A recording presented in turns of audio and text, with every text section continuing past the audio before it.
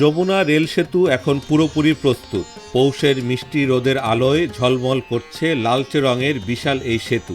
সেতুর ঝলমলের রূপ কিন্তু মলিন হবে না কখনোই, বরং শত বছরেও থাকবে নবীন। প্রায় ৫.৫ কিলোমিটার দীর্ঘ যমুনা রেল সেতু এমন সব উপকরণ ও প্রযুক্তি ব্যবহারে তৈরি, যার কারণে রং করার প্রয়োজন পড়বে না। পুরো সেতুতে ওয়েদারিং স্টিল থাকায় মরচেও পড়বে না। যমুনা সেতুতে আমরা বিশেষ কতগুলো ইঞ্জিনিয়ারিং ফিচার ইউজ করেছি। স্টিল পাইপ, শিট পাইল, এটা দিয়ে আমরা ফাউন্ডেশন স্থাপন করেছি। এতে আসলে কাজটা আমাদের যে এটার কারণে আমরা যথাসময়ে কাজটা অলমোস্ট সম্পন্ন করতে পেরেছি। আর এখানে আমাদের যে সুপার স্ট্রাকচার ইউজ করছি, এটাকে বলা হয় উইদারিং স্টিল। তা আমাদের এমনি নর্মালি রেলওয়ের স্টিলগুলো হচ্ছে মাইল্ড স্টিল। এই মাইল্ড স্টিল কম্পোনেন্টের সাথে আসলে নিকেল, ক্রোমিয়াম আর কপার যোগ করে এটা একটা এক্সট্রা কোটিং এখানে এই স্টিলের মধ্যে আছে। এর কারণে আসলে কি এই আগামী ১০০ বছরে মোটামুটি 1%-এর বেশি ওয়্যার অ্যান্ড টিয়ার এই সেতুতে হবে না। তো যার কারণে এটা অন্য ব্রিজের ক্ষেত্রে যেরকম প্রতি ৩ বছর পর পর পেইন্টিং করতে হয়, এখানে সেটার প্রয়োজন হবে না। ফলে এটা অলমোস্ট বলা যায় মেইনটেনেন্স ফ্রি।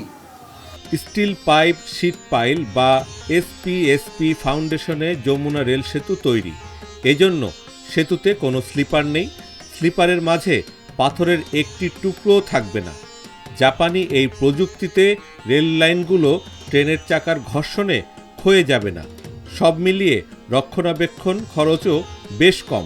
আমাদের যে অন্য রেল সেতুতে নর্মালি কংক্রিট স্লিপারও থাকতে পারে এবং এইচ বিম স্লিপার থাকে, উডেন স্লিপার থাকে। আমরা এটা আসলে স্লিপারবিহীন সেতু। আর এটাকে বলা হয়, আমরা একটা বিশেষ ধরনের কম্পোনেন্ট ইউজ করেছি, ডিরেক্ট রেল ফ্যাসেনার।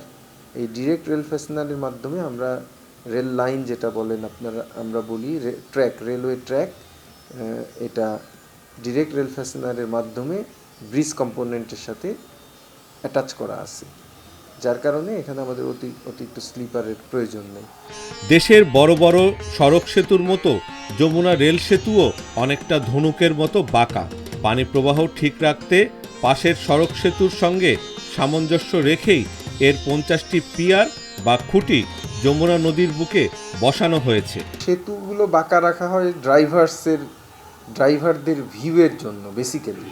তা যেহেতু আমাদের আসলে সেতুটা যখন ডিজাইন করি, তখন আসলে হাইড্রোলজিক্যাল অ্যান্ড মরফোলজিক্যাল অ্যানালিসিস করতে হয় এবং এটার যাতে পাশাপাশি যেহেতু দুইটা সেতু, এখানে যাতে সিলটেশন ইন ফিউচার বেশি না হয় বা নদীর যাতে নেচারটা চেঞ্জ হতে না পারে, সেই স্টাডিতে দেখা গেছে যে একই ধরনের স্প্যান আমাদের রাখা দরকার।